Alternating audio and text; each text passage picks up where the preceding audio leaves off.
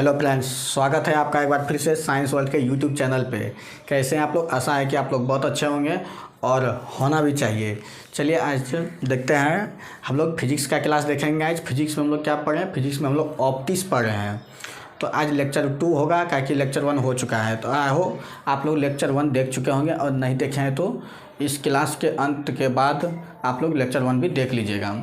तो हालांकि हम लोग लेक्चर 1 में जो भी पढ़े हैं उसका हम 3 से 4 मिनट में पूरा रिवीजन करवाएंगे। एक बार बताएंगे क्या क्या पढ़े थे, क्या क्या नहीं पढ़े थे, लिखेंगे कुछ नहीं, सिर्फ मुँह से बोलेंगे, आप लोग सुनिएगा ध्यानपूर्वक। तो हम इसलिए बता रहे हैं क्योंकि पिछले क्लास को इस क्लास से जोड़ा जाए, यानी कनेक्ट कर सके और इस क्लास को अच्छी ढंगों से पढ़ सके। तो हम लोग फिजिक्स में ऑप्टिक्स पढ़ रहे हैं। ऑप्टिक्स क्या है? एक ब्रांच ऑफ फिजिक्स है, यानी भौतिकी की वह शाखा है जिसमें हम लोग ऑप्टिक्स में हम लोग पढ़ते हैं प्रकाश के बारे में, और प्रकाश के गुणों के बारे में अध्ययन करते हैं, और उनके जो घटनाएं हैं उसके बारे में भी अध्ययन करते हैं। यानी प्रकाश एक भौतिकी की वह शाखा है जिसके अंतर्गत हम प्रकाश से जुड़ी घटनाओं और उनके गुणों के बारे में जो अध्ययन करते हैं उसी को ऑप्टिक्स कहते हैं। ऑप्टिक्स में मेरा मेन चीज़ आ जाता है कि light. What is light? Light कहते किसे हैं? तो लाइट एक फॉर्म ऑफ एनर्जी है, यानी एक ऊर्जा का रूप है। ऐसा ऊर्जा है जो किसी चीज़ को हम लोग देख पाते हैं, किसी चीज़ को देखने की संवेदना उत्पन्न होती है। जैसे आपके मोबाइल में जो डाटा आ रहा है, इंटर कर रहा है, क्या उसे आप देख सकते हैं? नहीं, लेकिन वह भी एक एनर्जी का रूप है, खास एनर्जी है। लेकिन लाइट हमें दिख जाता है और वो नहीं दिखता है, जबकि दोनों एक ऊर्जा का रूप ही है। तो मोबाइल में जो मेरा डाटा इंटर हो रहा है वह ऊर्जा और मेरा जो लाइट का ऊर्जा, कहीं तो ये दोनों सेम होगा, लेकिन एक को हम देख पाते हैं, एक को हम लोग नहीं देख पाते हैं। तो प्रकाश जो है, यानी लाइट, जो एक खास प्रकार का ऊर्जा है जो किसी चीज़ को हम लोग देख पाते हैं। ये पहले। अब देखिए, प्रकाश की जो है ना बहुत सारी घटनाएं, यानी लाइट की बहुत सारी फेनोमेना में यानी घटनाएं उसके बहुत सारे हैं। तो उन घटनाओं को समझने के लिए वैज्ञानिकों ने उनको 2 भागों में बांटा गया है। कितने भागों में बांटा गया है? 2 भागों में बांटा गया है। एक को वेव ऑप्टिक्स कहते हैं, एक को रे ऑप्टिक्स कहते हैं। देखिए, प्रकाश की घटनाओं को समझने के लिए कभी कभी हम लोग किरण लेके समझते हैं, यानी रे लेके समझते हैं, और कभी कभी प्रकाश की घटनाओं को समझने के लिए हम लोग क्या मानते हैं? वेव मानते हैं, यानी तरंग मानते हैं, तब समझते हैं। ऐसा नहीं कि ये किरण वाला प्रकाश है, ये वेव वाला प्रकाश है, यानी तरंग वाला प्रकाश है, ऐसा नहीं है।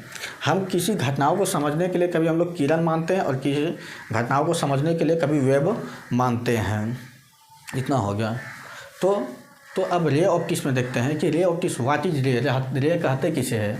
जब प्रकाश गमन करती है, जब प्रकाश गमन यानी ट्रेवल करता है किसी जगह से, तो उसकी पाथ को जो है ना दर्शाने के लिए जो हम लोग एरो यानी तीर का जो उपयोग करते हैं उसी को हम लोग किरण कहते हैं। यानी प्रकाश की दिशा को तीर के रूप में जो दर्शाते हैं उसी को हम लोग क्या कहते हैं? रे किरण। अब आ जाता है कि बीम किसे कहते हैं? बीम ऑफ लाइट, प्रकाशी पुंज। तो बीम ऑफ लाइट जब ग्रुप में प्रकाश ट्रेवल करता हो, यानी गमन करता हो, तो उसे हम लोग कहते हैं बीम ऑफ लाइट। क्या कहते हैं? Beam of light. तो 3 तरह का होता है। एक समांतर गति कर सकता है, और एक कन्वर्ज, कहीं पर लाइट एक जगह आके रहे, यानी बहुत जगह से लाइट आए और एक जगह एकत्रित हो, तो उसे कहते हैं कन्वर्जिंग, मतलब अभिसारी, यानी कन्वर्ज कर लेता है। और एक होता है डाइवर्ज होता है, यानी अपसारी होता है, मतलब एक जगह से प्रकाश फैल जाए, उसे कहते हैं अपसारी कहते हैं। क्या कहते हैं? अपसारी। 3 तरह का होता है। उसके बाद हम लोग देखे थे कि लॉ ऑफ रिफ्लेक्शन, मतलब प्रकाश का परावर्तन देखे थे। प्रकाश का परावर्तन कैसे होता है? तो प्रकाश जब किसी चीज़ पर टकराती है, यानी किसी चीज़ पर लाइट टकराती है, तो उतना ही कोण पर रिफ्लेक्ट हो जाता है। क्या हो जाता है? उतना ही कोण पर परावर्तन हो जाता है। तो उसी को कहते हैं परावर्तन का नियम। तो परावर्तन के नियम फिर उसके बाद हम लोग पढ़े, यानी जब प्रकाश किसी सतह पर टकरा कर लौट जाती है, तो उसी को हम लोग प्रकाश का परावर्तन कहते हैं। और प्रकाश का परावर्तन, इन घटनाओं को जब देखा, वैज्ञानिकों के द्वारा देखा, तब उसके ऊपर लॉ दिया। हमने बताया है लेक्चर 1 में कि जब प्रकाश की किरण किसी चीज़ पर टकराती है तो वह वापस उतना ही कोण पर लौट जाती है। इन घटनाओं को वैज्ञानिकों ने देखा और उस पर लॉ दिया। क्या दिया? लॉ दिया। तो किसी चीज़ पर जो प्रकाश पड़ती है, किसी सतह पर प्रकाश पड़ेगी, यानी प्रकाश किसी सतह पर पड़ेगी, तो वहाँ पर 3 घटनाएं देखी जाती है। कितनी घटनाएं देखी जाती है? 3 घटनाएं देखी जाती है। एक रिफ्लेक्ट होगा, यानी देखिए, ये मान लीजिए ये किरण है, ये सतह है, ये सतह है, पिछले क्लास का है तुरंत। ये जब प्रकाश इस पर पड़ा, आता है पूरा झुंड में, लेकिन हम किसी मतलब दिखाते हैं हम लोग किरण, मतलब दिखाते हैं एक किरण, उतना नहीं दिखाएंगे, तो उतना ही कौन पर रिफ्लेक्ट हो जाता है, पहला बात। अब यहाँ पर क्या होगा, यहाँ पर ट्रांसमिशन भी होता है, मतलब ये संचारित भी हो जाता है, पार भी हो जाता है, अवशोषित भी कर लेता है। जैसे आप पानी को आप धूप में रखिएगा तो वो क्या है, लाइट एक ऊर्जा का रूप है, यानी एनर्जी है, तो एनर्जी को एब्जॉर्ब कर लेता है, यानी एब्जॉर्प्शन भी होता है यहाँ पर। तो इसलिए जो पानी होता है वह हीट हो जाता है, क्या हो जाता है, हीट हो जाता है। इतना बात समझ में आ गया। उसके बाद हम लोग पढ़े थे कि लॉ ऑफ रिफ्लेक्शन जो ना दो चीज़ों पे लागू होता है, यानी दो चीज़ों के बारे में पढ़ते हैं, एक रेगुलर और एक होता है इरेगुलर, या इसको डिफ्यूज रिफ्लेक्शन भी कह सकते हैं, यानी रेगुलर रिफ्लेक्शन और डिफ्यूज रिफ्लेक्शन भी कह सकते हैं। तो रेगुलर के लिए जो है, रेगुलर हमारा मिरर में यूज किया जाता है। किसमें किया जाता है, मिरर में, यानी लॉ ऑफ रिफ्लेक्शन में भी। जैसे देखिए ये परावर्तक सतह है, इस पर बहुत सारे किरण, जैसे किरण आए, जितना कोण पे आया उतना कोण पे ही रिफ्लेक्ट हुआ, कितना हुआ, रिफ्लेक्ट हो गया। तो आप तो जितना पर आया उतना पर ही रिफ्लेक्ट हो गया, तो ये बराबर है। और एक होता है, इसको कहते हैं रेगुलर रिफ्लेक्शन, और इसको कहते हैं डिफ्यूज रिफ्लेक्शन, यानी इसका जो सतह है रुखा होता है। क्या होता है, रुखा होता है। आता तो समांतर था, लेकिन जाता समांतर नहीं है। आता तो समांतर था, लेकिन जाता समांतर नहीं था। तो इसका जो यूज होता है, देखिए जैसे आप लोगों को पेपर में भी रिफ्लेक्ट होता है। जैसे कि मेरा छाया बन रहा है, रिफ्लेक्शन तो हर जगह होता है, लेकिन कहीं पर हम अपना चेहरा देख पाते हैं। जैसे मिरर में हम लोग अपना चेहरा देख पाते हैं, और पेपर में हम लोग अपना चेहरा नहीं देख पाते, लेकिन रिफ्लेक्शन दोनों जगह होता है। तो पेपर में जो है, इसका जो परावर्तक सतह है वह मतलब रुखा होता है, स्मूथ नहीं होता है।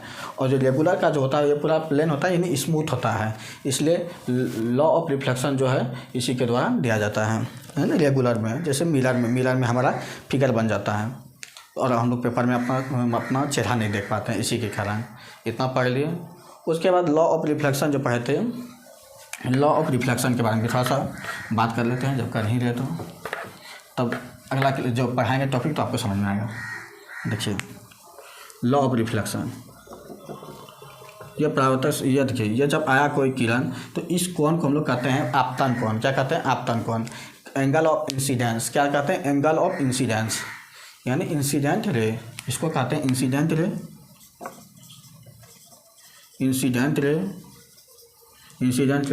इसको कहते हैं रिफ्लेक्टेड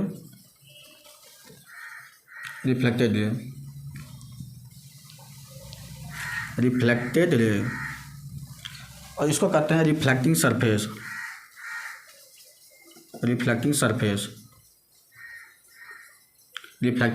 इसको कहता है रिफ्लेक्टिंग सरफेस। और यहाँ होता है एक अभिलंब, यानी आपतन बिंदु, इसको कहते हैं आपतन बिंदु कहते हैं। देखिए इसका ये आपतन कोण, ये वाला कोण, एंगल ऑफ इंसिडेंस और एंगल ऑफ रिफ्लेक्टेड दोनों बराबर होता है, आपस में बराबर होते हैं। तो ये किरण आपस में बराबर होता है, हम लोग बात कर चुके थे। तो ऐसे होता है, जितना कोण पे आता है उतना पर रिफ्लेक्ट हो जाता है, और अभिलंब रहता है अभिलंब के कोण पे। अभिलंब कोण यानी नॉर्मल, ये नॉर्मल है, एक बार खाली ऊपर बता रहे हैं। नॉर्मल जो है हम लेक्चर 1 में अच्छी ढंग से पढ़ा चुके हैं। नॉर्मल हमेशा 0 डिग्री का कोण बनाता है। कितना कोण बनाता है, याद रखिएगा, 0 डिग्री का कोण हमेशा बनाता है। ये कोण जितना पर उठेगा, इतना इधर नीचे होते जाएगा, यानी ये हमेशा घटते जाएगा। इधर जब उठेगा घटेगा, इधर जब बढ़ेगा तो बढ़ेगा, इधर बढ़ेगा इधर घटेगा, याद रखिएगा। तो इस पर 1-2 सवाल कर लेते हैं, इसलिए हम 1-2 सवाल करने के लिए ही हम इतना बताएं, नहीं तो हम लेक्चर 1 में अच्छी ढंगों से बता चुके हैं। तो चलिए अब कुछ सवाल बनाते हैं, इस पर 2-4 सवाल बनाएंगे। देखिए ये कोई सरफेस है, इस पर कोई प्रकाश आया, ये रिफ्लेक्ट हो गया। ये अभिलंब है, नॉर्मल है, ये नॉर्मल, अभिलंब है, नॉर्मल है। ये कोण मेरा 20 डिग्री है। कितना डिग्री है, 20 डिग्री है। ये कोण मेरा 20 डिग्री है, तो देखिए, तो इसमें पूछा जाता है क्वेश्चन कैसे पूछेगा, angle of incidence, angle of incidence कितना है। तो इसमें पूछेगा कि ये वाला कोण कितना है, ये वाला कोण का मान कितना होगा, जब ये 20 डिग्री रहेगा तो एंगल ऑफ इंसिडेंस कितना होगा। तो बताइए, तो हम बताए थे कि नॉर्मल के साथ हमेशा 90 डिग्री बनाता है, तो ये कोण यानी ये कोण और ये कोण के बीच में कितना है, 90 डिग्री है। क्या होता है, 90 डिग्री होता है। तो ये कोण जब उठेगा तो इधर कितना आ जाएगा, 0 डिग्री आएगा। कितना आएगा, 0 डिग्री आएगा। तो 90 पूरने में ये कितना डिग्री बच गया है, 90 डिग्री पूरने में देखिए यहाँ 20 डिग्री दिया हुआ है, तो मेरा कितना बच गया है, 70 डिग्री, 70 डिग्री। तो एंगल ऑफ इंसिडेंस कितना हुआ, 70 डिग्री। क्या हुआ, एंगल ऑफ कितना हो गया, 70 डिग्री। कभी कभी पूछ देगा एंगल ऑफ रिफ्लेक्टेड कितना है, एंगल ऑफ मतलब परावर्तन कोण कितना है। तो हम चेंज कर देते हैं, थोड़ा सा चेंज कर देते हैं, एंगल ऑफ रिफ्लेक्टेड। ये सोचिए 30 डिग्री दिया हुआ है। कितना डिग्री दिया हुआ है, हमसे कौन पूछा, ये कौन पूछा हमसे, कौन पूछा, ये कौन। ध्यान से देखिएगा, कौन पूछा हमसे, ये वाला कौन पूछा। ये वाला कौन कितना होगा, ये वाला कौन है, परावर्तन कौन है, परावर्तन कौन। तो ये वाला कौन परावर्तन कौन है, तो इसके बारे में बताइए कितना होगा। ये मेरा 30 डिग्री है, तो परावर्तन कौन कितना होगा। ध्यान से देखिएगा, परावर्तन कोण कितना होगा। हम बताए थे एंगल ऑफ आपतन कोण और परावर्तन कोण, ये आपतन कोण ये परावर्तन कोण आपस में बराबर होते हैं। क्या होते हैं, बराबर होते हैं। तो ये मेरा 30 डिग्री है, तो 90 पूरने में कितना बच गया है, 90 पूरने में कितना बच गया है, तो मेरा कितना बचा है, 60 डिग्री बचा है, 60 डिग्री बचा है कि नहीं। अब ये मेरा 60 डिग्री हो गया, तो ये कोण और ये कोण क्या होता है, आपस में बराबर होते हैं। ये कोण और ये कोण आपस में बराबर होते हैं, तो ये 60 है, तो ये भी क्या होगा, 60 होगा। क्या होगा, 60 डिग्री होगा क्या नहीं, से होगा। तो 60 डिग्री होगा। तो ऐसे पूछता है। तो इसी तरह घुमा फिरा के क्वेश्चन पूछता है। आई होप आपको इस टॉपिक से जो भी सवाल देगा आप लोग बना लीजिएगा। आशा है कि आप लोग बना लीजिएगा। तो अब हम लोग देखते हैं, एक और एंगल पढ़ना है जो आप लोग देखे होंगे। देखिए, एंगल ऑफ डिफ्लेक्शन पढ़ना है। क्या पढ़ना है, डिफ्लेक्शन यानी विचलन कोण। विचलन कोण का दूसरा नाम है विक्षेपण कोण। क्या, जो अपना पथ से विचलित हो जाना, हम जहाँ जा रहे थे उस जगह से विचलित होकर दूसरी जगह चल जाना, उसी को विचलित कहते हैं, विचलन कोण कहते हैं। क्या कहते हैं, विचलन कोण। एंगल ऑफ डिफ्लेक्शन, एंगल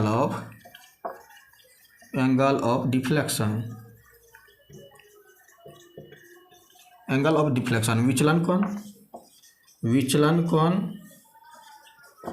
या दूसरा नाम क्या है, दूसरा नाम है विक्षेपण कोण। क्या है, विक्षेपण कोण यानी अपना पथ से विचलित हो जाना। हम जिधर जा रहे थे उस जगह उधर नहीं जाने का, दूसरी जगह रिफ्लेक्ट हो गए, उसी को कहते हैं उस कोण। रिफ्लेक्ट हुआ कौन को, ध्यान से जैसे ये मेरा परावर्तक सतह है, ये मेरा परावर्तक सतह है। देखिए, जब इस पर किरण पड़ा तो इसको क्या होना चाहिए, ये पथ पार हो जाना चाहिए, इधर आना चाहिए कि नहीं। लेकिन ये आता नहीं है, विचलित होकर ये रिफ्लेक्ट हो जाता है, दूसरी जगह चल जाता है। क्या हो जाता है, दूसरी जगह रिफ्लेक्ट हो जाता है। यह अभिलंब है। देखिए, ये क्या हुआ, वास्तविक पथ को छोड़कर दूसरे जगह मतलब हो गया, रिफ्लेक्ट हो गया। तो ये कोण और ये कोण मिला के ये पूरे कोण को कहते हैं विचलन कोण।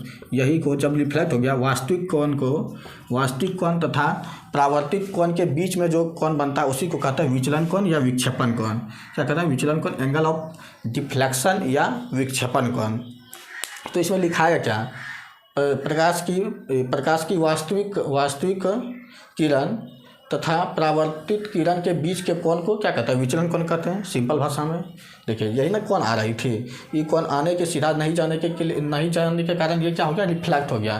तो इसी के बीच के कोण को विचलन कोण कहते हैं। इसके बारे में लिख लीजिए। देखिए, लिखते हैं, यहाँ पर लिखते हैं, प्रकाश की वास्तविक किरण तथा परावर्तित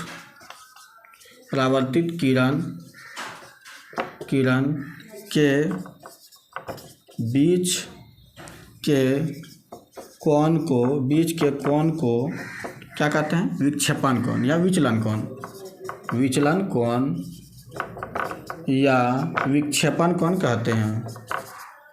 विक्षेपण कोण विक्षेपण कोण कहते हैं। क्या कहते हैं, विचलन कोण या विक्षेपण कोण कहते हैं। आई होप आप लोग समझे होंगे। ये कोण रिफ्लेक्ट कोण और ये वास्तविक वाला कोण के बीच के कोण को क्या कहते हैं, विचलन कोण कहते हैं। इस पे भी सवाल होगा। क्या होगा, इस पे भी सवाल होगा। तो देखिए एक बार देख लीजिए। चलिए हो गया। अब मिटाते हैं। क्या कहते हैं, अब मिटाते हैं। इस पे भी सवाल होगा। ओह, क्या मिटा दिया एंगल, फिर से लिख देते हैं एंगल ऑफ डिफ्लेक्शन। देखिए ये कोई परावर्तक सतह है। क्या है, परावर्तक सतह है। परावर्तक सतह है। जब इस पर किरण आई, क्या है, किरण आई, तो इसको ये पथ को इधर आना चाहिए, लेकिन ये क्या हुआ, रिफ्लेक्ट हो गया। रिफ्लेक्ट हो गया। रिफ्लेक्ट जब हो गया तो ये कोण और ये कोण के बीच को कोण को क्या कहते हैं, विचलन कोण कहते हैं। तो देखिए एक बात, इसमें यहाँ अभिलंब है। क्या है, अभिलंब। अभिलंब है, अभिलंब है। ये कोण मान लीजिए मेरा कितना है, मान लीजिए यहाँ 40 डिग्री है। क्या है, 40 डिग्री है। कितना है, 40 डिग्री। तो आपको पूछेगा इसमें कि एंगल ऑफ इंसिडेंस बताइए। Angle of incidence, angle of incidence नहीं, डिफ्लेक्शन। हम लोग तो डिफ्लेक्शन यानी विचलन कोण। क्या, विचलन कोण बताइए। विचलन कोण बताइए। इसका विचलन कोण कितना होगा बताइए। तो बताइए विचलन कोण कितना होगा, बताइए। देखिए अब हम बताते हैं विचलन कोण कितना होगा। जब मेरा, आपको पता होगा कि आपतन कोण और परावर्तन कोण आपस में बराबर होता है, बराबर होता है। तो ये कोण मेरा 40 डिग्री है। क्या है, 40 डिग्री। तो ये कोण मेरा कितना होगा, एंगल ऑफ इंसिडेंस। इसमें देखिए, इसी में दो सवाल बन सकता है। यहाँ पर हम ये भी लिख सकते हैं कि एंगल ऑफ इंसिडेंस किसे, एंगल ऑफ इंसिडेंस कितना होगा, मतलब आपतन कोण भी हम यहाँ क्वेश्चन दे सकते हैं, लेकिन वो हम पढ़ चुके हैं तो उसको नहीं दे रहे हैं। तो आप दिमाग लगाइए, उसी के द्वारा बनेगा। ये मेरा 40 डिग्री है, तो ये मेरा कितना डिग्री होगा, कितना डिग्री होगा, 50 डिग्री होगा। कितना होगा, 50 डिग्री होगा। तो ये मेरा 50 डिग्री होगा, क्योंकि 50 और 40 मिला के 90 डिग्री होगा क्या नहीं, 90 डिग्री होगा। तो ये दोनों मिला के जब ये अभिलंब के कोण को 90 डिग्री बनाएगा, ये पूरे 90 डिग्री बनाएगा, तो ये मेरा 50 डिग्री है, तो ये भी मेरा 50 डिग्री होगा क्या नहीं, होगा क्या नहीं, होगा। क्योंकि आपतन कोण और परावर्तन कोण बराबर होता है। एंगल ऑफ इंसिडेंस और एंगल ऑफ रिफ्लेक्ट क्या होता है, आपस में बराबर होता है। ये हम लोग पढ़ चुके हैं पहले क्लास में।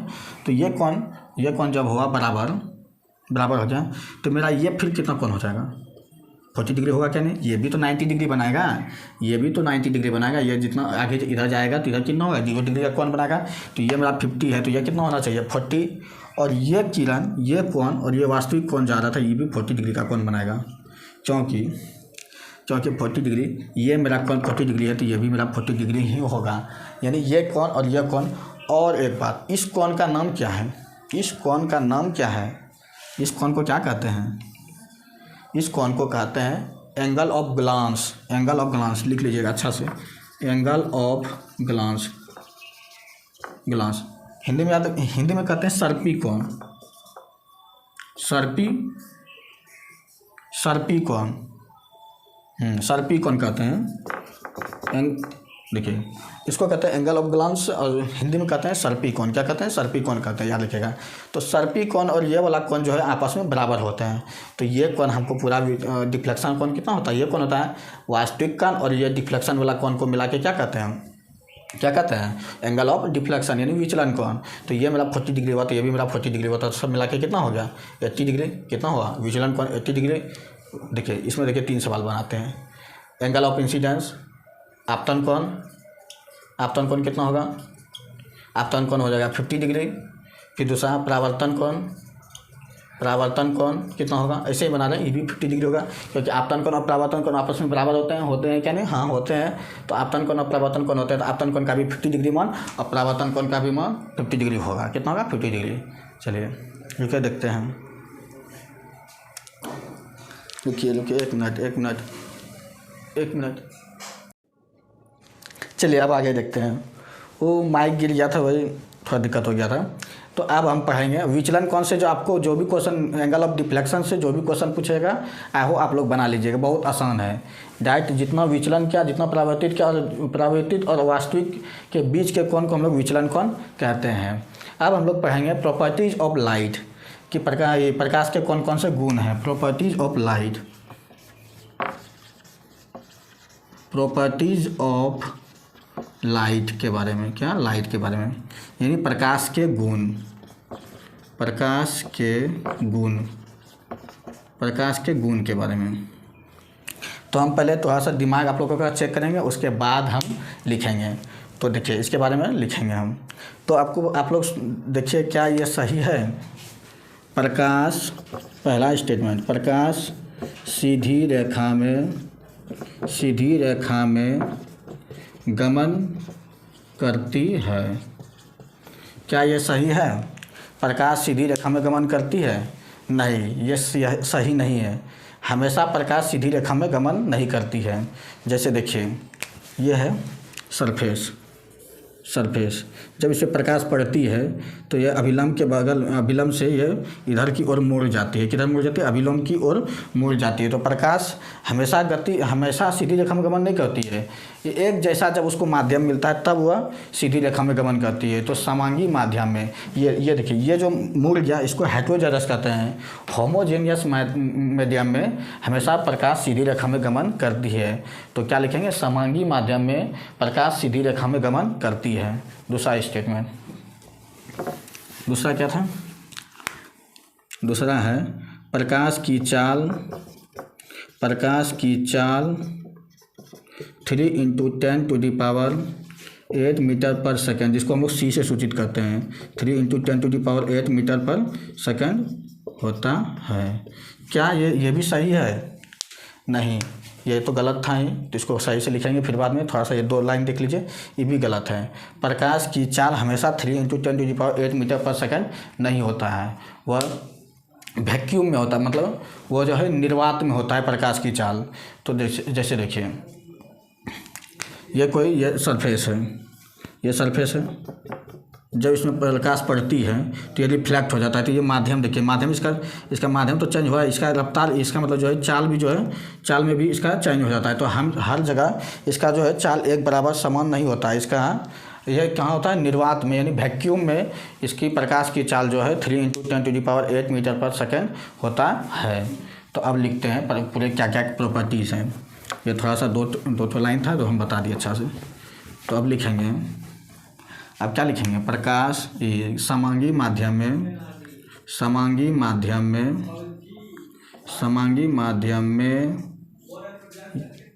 में यह कौन? प्रकाश यह सरल रेखा में, यह सीधी रेखा में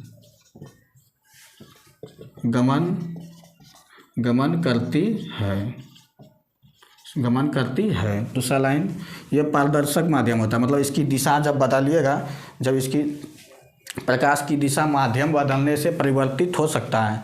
जैसे आप कोई प्रकाश, ये लाइट है, ये सरफेस है, जब इस पर प्रकाश पड़ेगी तो ये माध्यम बदल सकती है। ये क्या हो सकता है? ये परिवर्तित हो सकता है। तो प्रकाश की दिशा को, यानी प्रकाश की दिशा किससे? माध्यम बदलने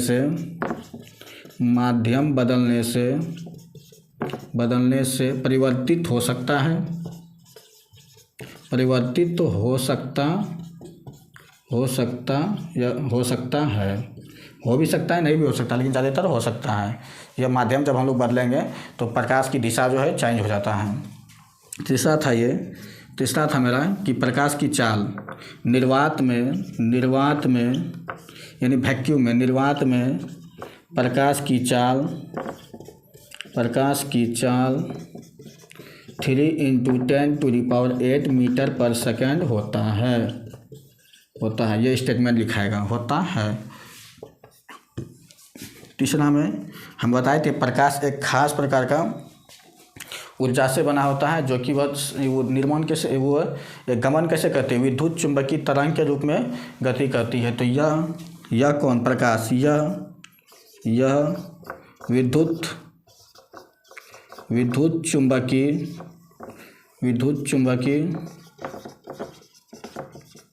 तरंग होते हैं। विद्युत चुंबकीय तरंग होते हैं। और यह छाया भी बनाती है।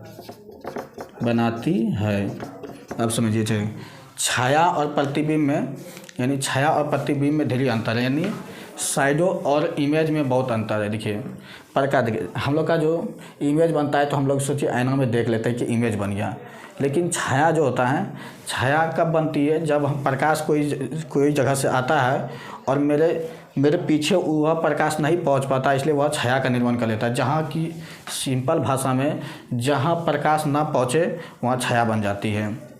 जैसे मेरा ये छाया बनता होगा, यहाँ देखिए छाया बन रहा होगा, छाया बनता है, तो यहाँ पर क्या हो रहा है, यहाँ पर प्रकाश नहीं पहुँच रही है, तो इसलिए छाया का निर्माण हो रहा है। मेरे से प्रकाश ढक जाता है, जो कि मेरे पीछे उसकी छाया का निर्माण हो जाता है। तो ऐसे होता है। तो ये स्टेटमेंट है, इसका मतलब यह गुण है प्रकाश के, कुछ गुण थे, यह हमने बता दिया। अब जो एक बार देखिए, अब हम लोग पढ़ेंगे जो, अब इसके कुछ प्रकाश की जो मुख्य घटना है, जो प्रकाश के द्वारा जो घटना घटती है, तो वह कौन कौन सी घटना है उसको हम लोग अभी देखेंगे। तो आए हो आप लोग देख लिए होंगे, चलिए मिटाते हैं इसको। तो प्रकाश के द्वारा जो घटना होती है उसके बारे में हम लोग देखेंगे। कई सारी घटनाएं होती हैं। क्या लिखेंगे?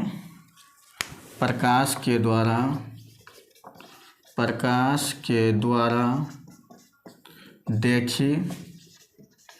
देखी जाने वाली घटना सबसे अधिक होता है, कौन होता है? रिफ्लेक्शन, यानी परावर्तन का सबसे अधिक देखा जाता है।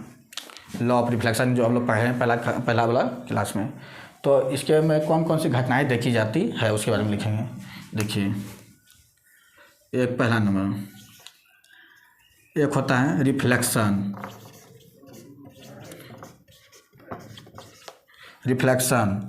और एक होता है रिफ्रैक्शन। Second number refraction.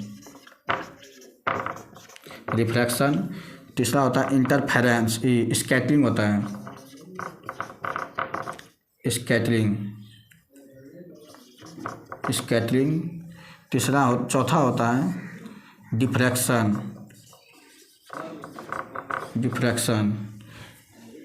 पांचवा लिखेंगे इंटरफेरेंस।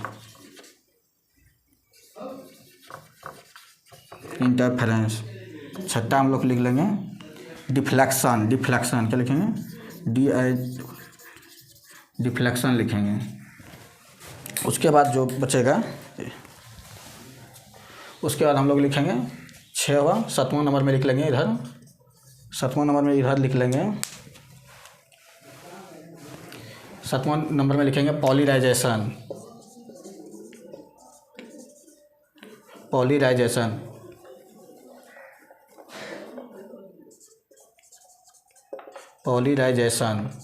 यानी घूर्णन। क्या होता है इसका हिंदी?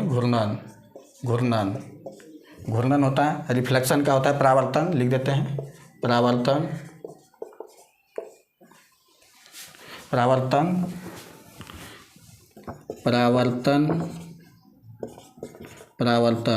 इसका होता है अपवर्तन। इसका होता है परिकर्णन।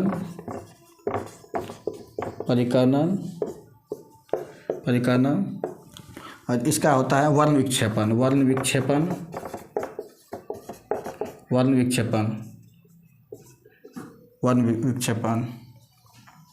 इंटरफेरेंस होता है व्यतिकरण। क्या होता है? व्यतिकरण। और होता है डिफ्लेक्शन का होता है विवर्तन। देखिए, आप लोग व्यतिकरण आप लोग देखे होंगे, जब रोड में जो पेट्रोल गिर जाता है, जो अलग अलग तरह का कलर जो दिखने लगता है, उसी को कहते हैं ये कहते हैं इंटरफेरेंस, मतलब व्यतिकरण कहते हैं। क्या होता है? व्यतिकरण होता है उसमें। तो ये सारी घटनाएं हैं, हम लोग पढ़ते जाएंगे। रिफ्लेक्शन हम लोग तो ये परावर्तन पढ़ चुके हैं। तो जैसे जैसे क्लास आगे बढ़ते जाएगा ऐसे ऐसे ये सब समझ में आते जाएगा। तो अब इसके बाद हम लोग पढ़ेंगे कुछ उसके सोर्स पढ़ेंगे, प्रकाश के कुछ स्रोत पढ़ेंगे। उसके बारे में स्टार्ट करते हैं। सोर्स ऑफ लाइट, मतलब प्रकाश की स्रोत कौन कौन सी है, कैसे होता है, नहीं होता है, इसके बारे में हम लोग स्टार्ट करेंगे। देखिए, स्रोत पहले लिख लेते हैं, तब समझाएंगे क्या होता है। आज की क्लास में बहुत छोटी छोटी चीज़ें सीखने को मिलेगी। देखिए अब स्टार्ट करेंगे हम लोग। Source of light, source of light, source of light यानी प्रकाश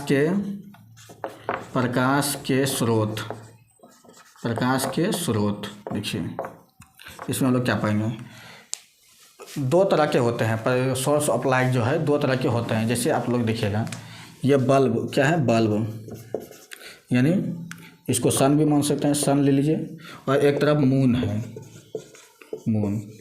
चमकता दोनों है, क्या होता है,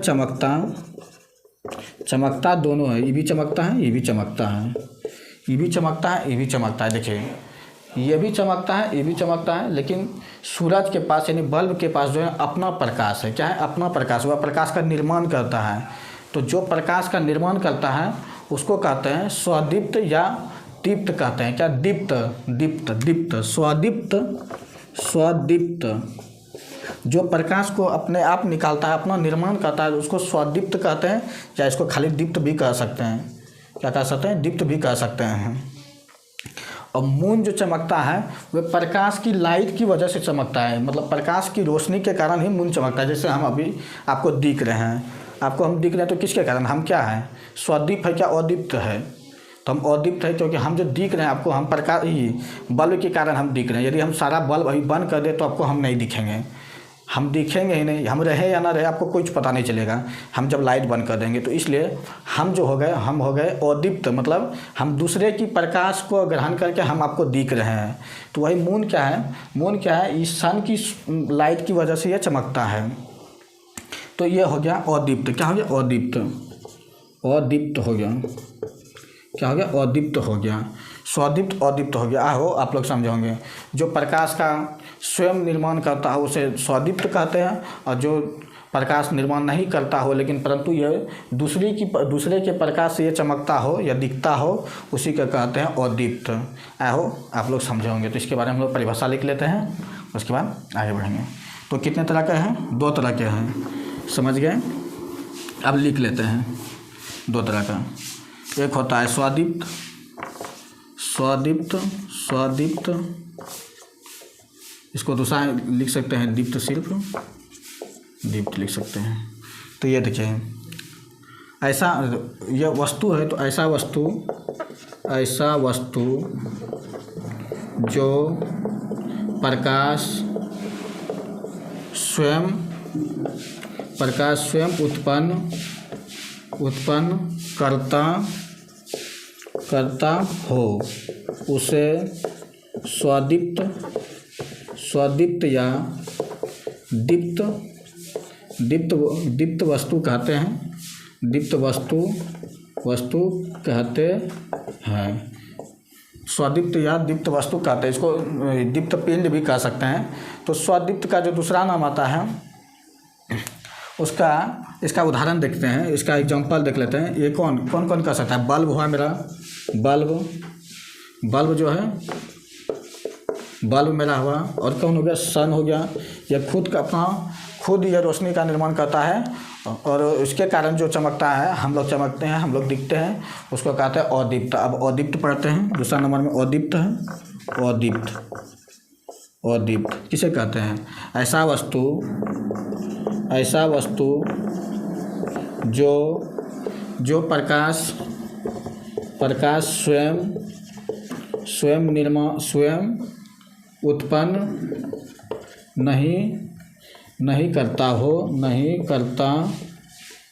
नहीं करता हो, परंतु वह दूसरे के प्रकाश के कारण चमकता हो या दिखता हो, उसे अदीप्त वस्तु या पिंड कहते हैं। इसको पिंड भी लिख सकते हैं, पिंड यानी स्वदीप्त पिंड और अदीप्त पिंड। स्वदीप्त पिंड और अदीप्त पिंड भी कह सकते हैं। हो गया इतना। देखिए एक बार दो तरह इसका एग्जाम्पल क्या लिखेंगे, क्या होगा, बहुत सारा होगा। एक मून ले लेते हैं पहला, और एक हम लोग भी हो गए, हम लोग भी तो दूसरे के प्रकाश के कारण हम दिखते हैं, तो ह्यूमन बीइंग भी हो गया, ह्यूमन बीइंग। तीसरा, और एक्चुअली ये कॉपी, किताब, कलम, बुक, ये सब भी तो दूसरे के प्रकाश के कारण ही दिखता है, यानी तो ये लोग भी लिख सकते हैं बुक, पेन, बुक ऋषि लिख दीजिए, बहुत सारा होता है, लिख लीजिए, ऐसे होता है। इसमें एक जुगनू भी आता है, जुगनू भी आता है, जो कि वह प्रकाश अपना स्वयं निर्माण करता है। जुगनू एक छोटा सा जो कीड़ा रहता है, वो जुगनू, उसका नाम जुगनू उसको कहते हैं हिंदी में, अब इंग्लिश में क्या कहते हैं पता नहीं। तो जुगनू भी जो है वह भी प्रकाश खुद निर्माण करता है। चलिए तब अब देखते हैं आगे, ये बात देख लीजिए, इसको भी देखिए एक बार। इसके बाद हम लोग पढ़ेंगे माध्यम, पढ़ेंगे क्या पढ़ेंगे, माध्यम पढ़ेंगे कि प्रकाश की माध्यम को पढ़ेंगे। मीडिया यानी मीडिया, लाइट एंड मीडिया पढ़ेंगे कि कौन कौन सी है। चलिए देखते हैं, आई होप आप लोग देख लिए होंगे। अब देखेंगे मीडियम, कितने तरह के मीडियम होते हैं, पहले समझा देंगे तो लिखाएंगे। हर बार वही करेंगे, जो पहले कुछ भी रहेगा तो उसको पहले समझाएंगे, तभी उसके बारे में हम लिखेंगे, कुछ लिखेंगे। देखिए light and medium, light and media यानी प्रकाश, मीडियम, प्रकाश एंड माध्यम, प्रकाश और माध्यम कितने प्रकार के होते हैं, ये 3 प्रकार के होते हैं। चलिए कितने प्रकार के होते हैं, 3 प्रकार के होते हैं, 3 प्रकार के। जैसे आप देखिए कौन कौन होते हैं, पहले इसको लिख लेते हैं। एक होता है पारदर्शी, दूसरा होता है अर्धपारदर्शी, क्या होता है, अर्धपारदर्शी, और तीसरा होता है अपारदर्शी, क्या होता है, अपारदर्शी होता है। देखिए पारदर्शी, माध्यम, पारदर्शी किसको कहते हैं, माध्यम भी लगा सकते हैं, लास्ट में माध्यम लगा दीजिए, माध्यम।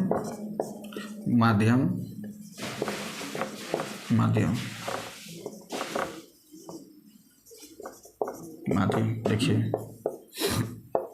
ये क्या होता है, जब प्रकाश किसी चीज़ से पूरी तरह से गुजर जाए, जैसे आप लोग कांच उच में देखते होंगे, प्रकाश पूरी तरह से गुजर जाता है। जैसे ये देखिए, ये हम टॉर्च बना देते हैं, तो ये टॉर्च हुआ, ये टॉर्च मान लीजिए, और यहाँ पर हम कुछ वस्तु रखें, कुछ चीज़ रखें, जब इससे प्रकाश निकला बहुत सारी संख्या में, उतनी ही संख्या में इधर भी प्रकाश निकल गया। जब प्रकाश पूरी तरह से गुजर जाती है तो उसको कहते हैं पारदर्शी माध्यम।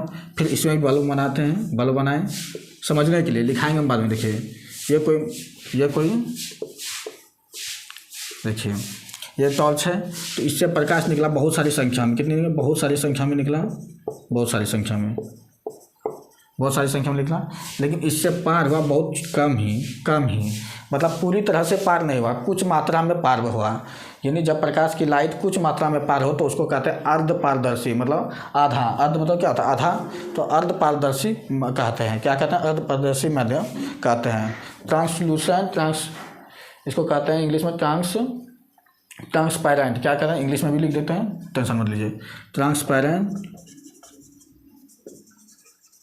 ट्रांसपेरेंट इसको कहते हैं, ट्रांसलूसेंट कहते हैं,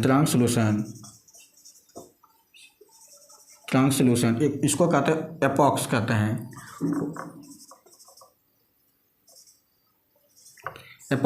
क्या कहते हैं, एपॉक्स कहते हैं, ट्रांसलूसेंट और ट्रांसपेरेंट कहते हैं, ये तीनों होता है। अब देखिए, अब इसमें क्या होता है, ये लाइट है, ये टॉर्च है, जब इससे प्रकाश कई सारे संख्या में निकला और इससे कुछ भी पार नहीं हुआ, एक जरा भी पार नहीं हुआ, तो उसको कहते हैं अर्धपारदर्शी कहते हैं। क्या कहते हैं, अर्धपारदर्शी। यानी जब प्रकाश पूरी तरह से किसी चीज़ से गुजर जाए तो उसको पारदर्शी माध्यम कहते हैं, यानी ट्रांसपेरेंट कहते हैं। और जिससे प्रकाश कुछ मात्रा में गुजरा हो उसको कहते हैं अर्धपारदर्शी, यानी ट्रांसलूसेंट कहते हैं, ट्रांसलूसेंट। और जो प्रकाश की लाइट जो गुजरे ही नहीं उसको कहते हैं अपारदर्शी, यानी एपॉक्स कहते हैं उसको। क्या कहते हैं? एपॉक्स कहते हैं। आई होप आप लोग समझे होंगे। अब इसकी परिभाषा को लिख देते हैं, समझ गए होंगे तो लिखते हैं, इसके बारे में लिख लेते हैं। चलिए लिखना स्टार्ट। क्या है पहला क्या है? ये पारदर्शी,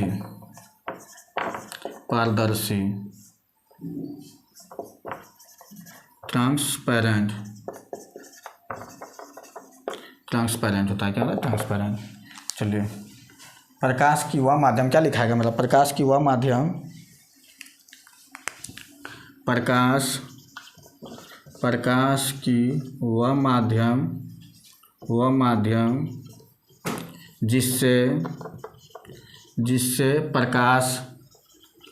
जिससे प्रकाश पूरी तरह से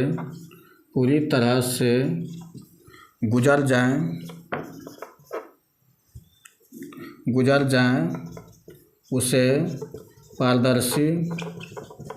पारदर्शी माध्यम कहते हैं। पारदर्शी माध्यम कहते हैं। हो गया। और दूसरा क्या था? हम सब समझा दिया, डायरेक्ट लिखाते जाते हैं। और दूसरा था अर्धपारदर्शी। ये अपने से भी लिख सकते हैं लेकिन हम लिखाते हैं ट्रांसलेशन। देखिए इसको क्या लिखेंगे? जब प्रकाश की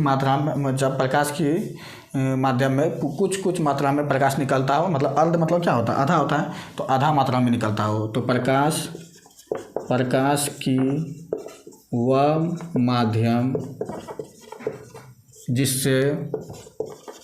जिससे प्रकाश पूरी तरह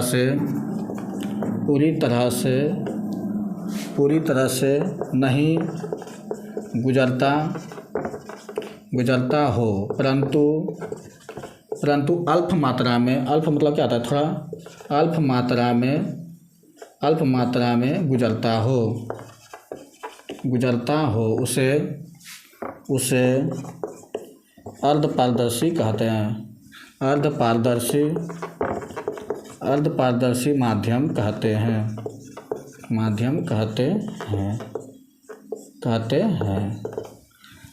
आई होप आप लोग समझे होंगे।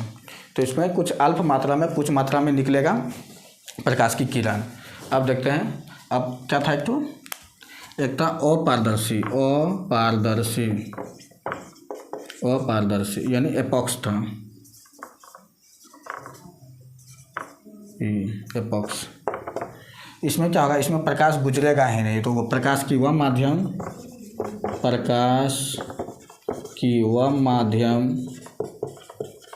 जिससे प्रकाश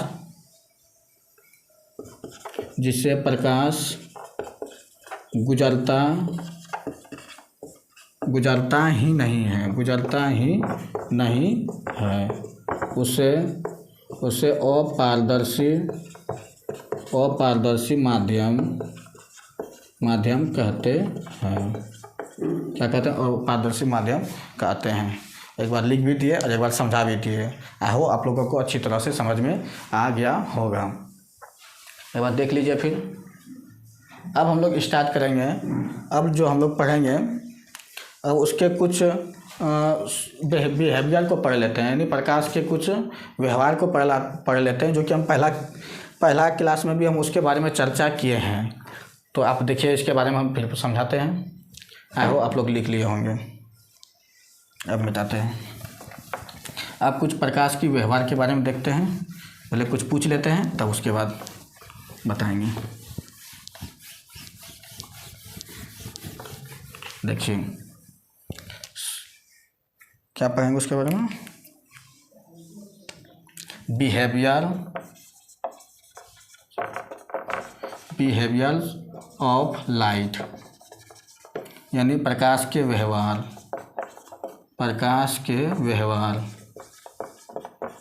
देखिए हम लोग जैसे कि माध्यम जो हमेशा ज़्यादातर नीचे होता है, कितना होता है नीचे माध्यम। एक मिनट हम एक चीज़, इसके जो पहले था क्या था कि उसके जो प्रकाश के स्रोत जो थे, जो 3 तरह के थे, उसके नीचे में एक लाइन और लिख लीजिएगा, हमको अभी याद आया कि प्रकाश जो है ना वह निर्वात में भी गमन कर सकता है और माध्यम में भी गमन कर सकता है, लेकिन उसके लिए जो माध्यम होना चाहिए पारदर्शी या अर्ध पारदर्शी होना चाहिए, तभी गुजरेगा। आप लोगों को इतना समझ में आ गया होगा कि गुजर जो रहा था प्रकाश, तो 2 ही चीज़ में गुजर रहा था, एक था पारदर्शी, एक था अर्ध पारदर्शी, और पारदर्शी में नहीं गुजर रहा था। तो प्रकाश माध्यम में भी गमन कर सकता है और निर्वात में भी गमन कर सकता है, लेकिन उसके लिए जो माध्यम होना चाहिए वह पारदर्शी या अर्ध पारदर्शी होना चाहिए। आई होप आप लोगों ने लिख लेंगे। चलिए अब देखते हैं दूसरा। तो प्रकाश के व्यवहार, माध्यम है, नीचे मान लीजिए वाटर है। क्या है? वाटर यानी पानी है। जब इस पर किरण पड़ेगी, जब इस पर एक रे पड़ेगा तो इसमें क्या क्या हो सकता है, मतलब यह क्या होगा आंसर, इसका क्या होगा आंसर। देखिए क्या नंबर 1 में परावर्तन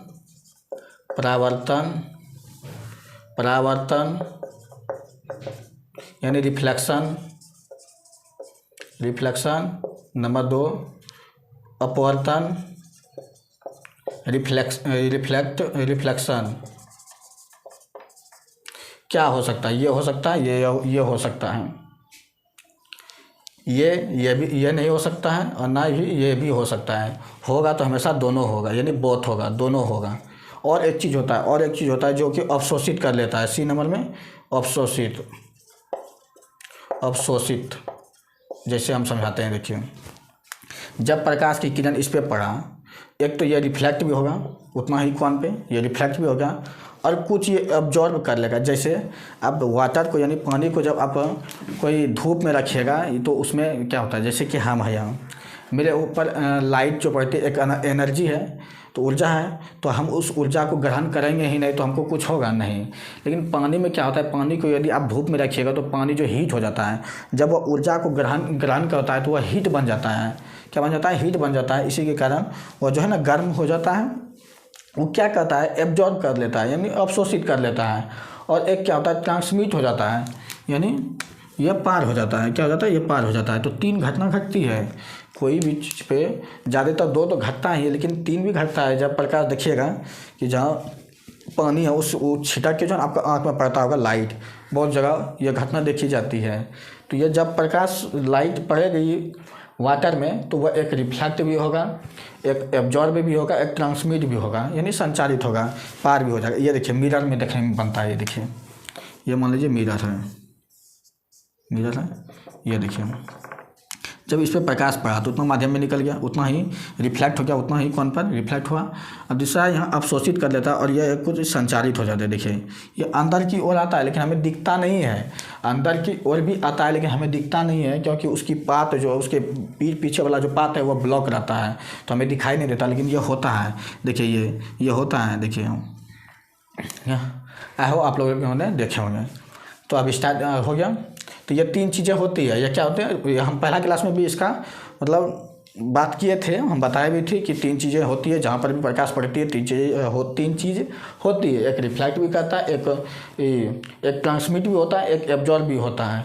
तो अपवर्तन में आप लोग ट्रांसमिट भी लिख सकते हैं, यानी संचारित लिख सकते हैं, उसके बारे में भी लिख सकते हैं। और एक एब्जॉर्ब कर लिया, वह ग्रहण कर लिया, ग्रहण किया तो वह हीट बन जाता है, वाटर में रहेगा। तो आप लोग समझे होंगे। अब कुछ जो है, अब जो हम लोग पढ़ेंगे अभी, कुछ वैज्ञानिकों के द्वारा प्रकाश के प्राकृतिक के बारे में जो सिद्धांत दिया है, बहुत सारे अलग अलग सिद्धांत दिए हैं। यानी कोई प्रकाश को कण माना, कोई वेव माना, यानी कोई तरंग माना, कोई क्वांटम माना, और कोई डुअल नेचर में भी माना है। यानी उसका कहना था। तो कौन कौन क्या था अभी हम बताएंगे। और अब हम लोगों का जो टॉपिक डलाएगा वह डलाएगा कि प्रकाश की प्राकृतिक सिद्धांत कौन कौन से हैं। प्राकृतिक सिद्धांत यानी किसने कौन कौन दिए थे।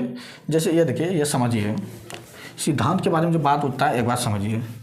जैसे हम हैं, हम जैसे यहाँ हैं तो हमको कोई लड़का को हम ख़राब भी लगते होंगे और किसी को तो अच्छा लगते होंगे। तो कोई हमको कोई अच्छा भी लगता होगा, किसी के द्वारा हम अच्छे लगते होंगे और किसी के द्वारा हम ख़राब भी लगते होंगे। तो जैसे कि हम ही में देखिए दो घटना है, मतलब दो तरह के है चीज़, हम किसी को अच्छा भी लगते हैं और किसी को ख़राब भी लगते हैं। तो उसी तरह प्रकाश में भी बहुत सारे वैज्ञानिक जो है अलग अलग चीज़ बोले गए कि कोई बोला कोई पार्टिकल्स है यानी कोई कण है, कोई बोला वेव है यानी कोई तरंग है, कोई बोला क्वांटम है और कोई बोला कि ड्यूअल नेचर मतलब प्रकाश कण दोनों चीज़ मिला हुआ है। तो यही सब है। चलिए हम लोग देखते हैं अब। तो हम लोगों का जो जला का टॉपिक जलाएगा प्रकाश के प्राकृतिक सिद्धांत।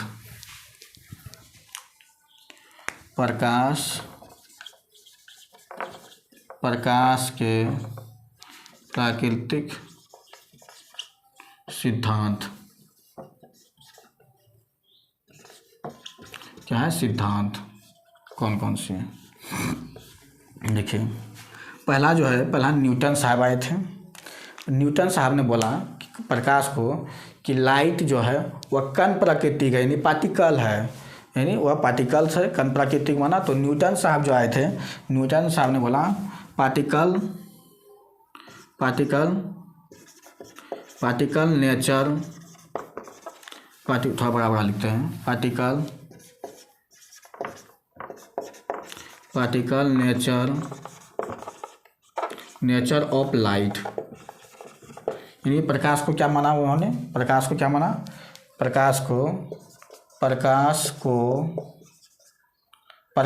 कण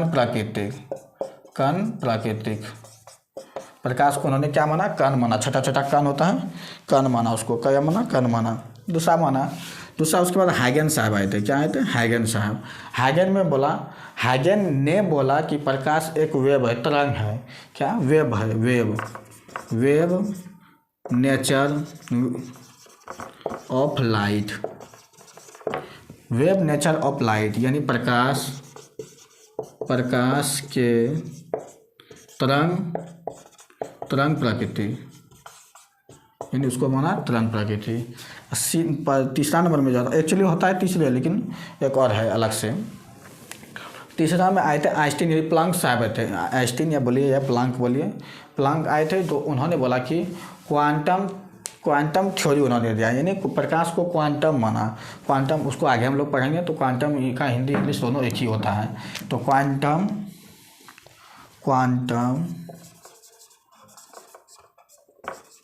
क्वांटम नेचर ऑफ लाइट, प्रकाश के क्वांटीकरण या क्वांटीकरण भी कर सकते हैं, क्वांटम प्राकृतिक। तीसरा हम लोग चौथा जो पढ़ते हैं हम लोग ड्यूअल नेचर पढ़ते हैं। इनको जो है इनको मैक्सवेल साहब शायद दिए थे, ये हम थोड़ा सा भूल रहे हैं। तो याद रख लीजिए चौथा जो है एक ड्यूअल नेचर है, ड्यूअल नेचर ऑफ लाइट, यानी ड्यूअल नेचर ऑफ लाइट प्रकाश के द्वैत प्राकृतिक होते हैं, मतलब दोनों होते हैं। क्या होते हैं? दोनों होते हैं। ये कण भी है और ये तरंग भी है। क्या है? ये कण भी है और ये तरंग भी है। तो ये है, क्या है? ये है। तो इन्होंने यही सारे सब घटनाएं हैं जो प्रकाश के सिद्धांत पर जो बताया गया। प्रकाश लाइट को देखकर बहुत सारे वैज्ञानिक थे, उन्होंने अवलोकन किया, उनको देखा और अलग अलग नाम दिया। कोई बोला कण है, कोई बोला वेव है, कोई बोला क्वांटम है, कोई बोला कि ये दोनों तरह के व्यवहार है इसमें। तो वही ड्यूअल नेचर ऑफ लाइट को माना गया। तो आज के लिए इतना ही क्लास रहेगा और अगले क्लास में बहुत इम्पोर्टेंट रहेगा, जो कि बहुत समझना है। उसमें प्लेन मिरर के बारे सब में बताएंगे। तो अब आज के लिए इतना ही रहेगा। Have a nice day, bye.